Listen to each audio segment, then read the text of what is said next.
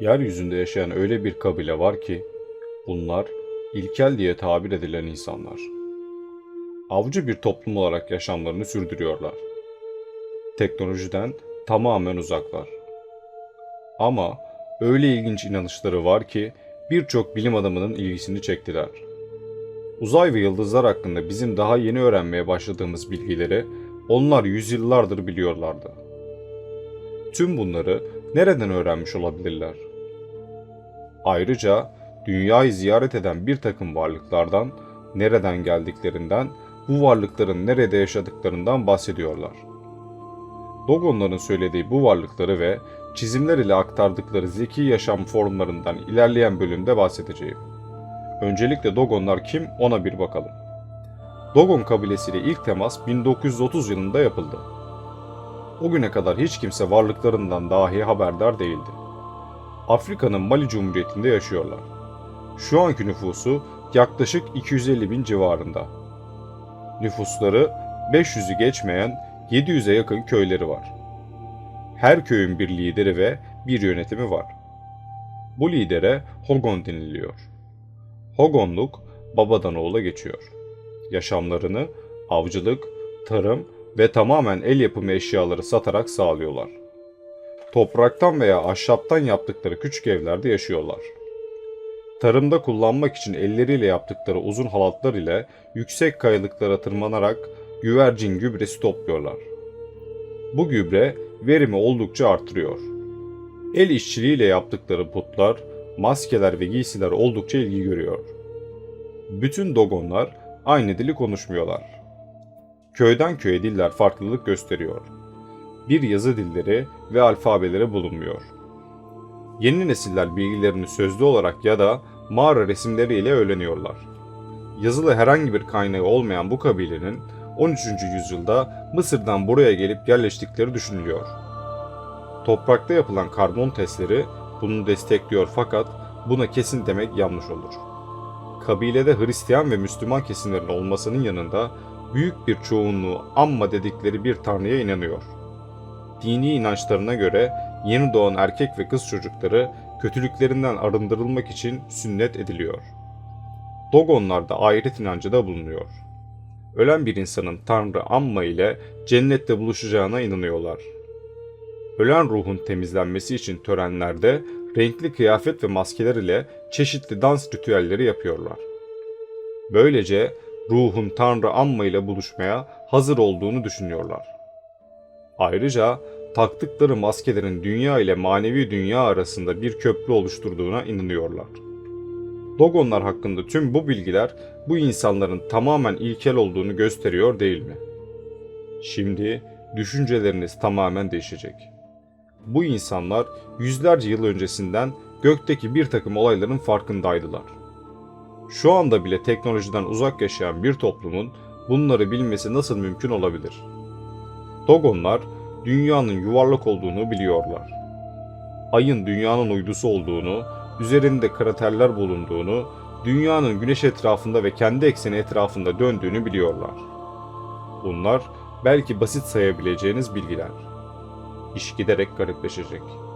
Jüpiter'i ve Jüpiter'in 4'ten fazla uydusu olduğunu biliyorlar. Sadece gelişmiş teleskoplar ile görüntülenebilen Satürn'ün halkasından haberdarlar. Bu kabilenin en ilginç bilgileri ise Sirius takım yıldızı hakkında. Sirius, büyük köpek takım yıldızı olarak kabul ediliyor. Dogonların yapılarında ahşaptan oyma köpek heykelleri bulunuyor. İlginç değil mi? Dogonlar, Sirius'un en parlak yıldız olduğunu, ayrıca bu yıldızın yanında sönük ve oldukça yoğun bir yıldız olduğunu söylüyorlardı. Bu yıldıza Potolo adını vermişler. Bilinen tüm maddelerden daha ağır bir maddeden olduğunu düşünüyorlardı. Sirius'un etrafındaki dönüşünü 50 yılda tamamladığını söylüyorlar. Dogonların yüzlerce yıl önceden aktardığı bu teori 1862 yılında şans eseri kanıtlanmış ve kabul edilmişti. Amerikalı gökbilimci Alvan Graham Clark yeni bir teleskobu denerken bu yıldızı keşfetmişti. Bu yıldıza Sirius B ismi verildi. Ama bilinen en ağır maddeden daha ağır bir maddeden oluştuğu hala bilinemiyordu. 1920'lerde bu yıldızın bir cüce yıldızı olduğu keşfedilecekti. Cüce yıldızların oldukça yoğun olduğu bilinir. Tıpkı Dogonların dediği gibi. Ayrıca Dogonlar Emma Yağı adında bir üçüncü yıldızdan bahsediyorlardı. Emma Yağı'nın da 50 yıllık bir döngüde Sirius'un etrafında döndüğünü, fakat bu dönüşün daha geniş bir açıyla olduğunu söylüyorlardı. Emma Yağı gökbilimciler tarafından ancak 1995 yılında keşfedilmişti. Bu yıldıza Sirius C adı verildi. Bu antik kabilenin Emma Yağısı da bulunmuş oldu. Dogonlar tarihsel kayıtlarını taşlara ve mağara duvarlarına resmettiler. Kabile liderlerinin ve rahiplerin verdiği bilgilere göre Sirius C'den geldiği söylenen zeki yaşam formları vardı. Bu zeki canlılara Nommo diyorlardı. İnanışlarına göre Nommolar Sirius C'de yaşıyorlar.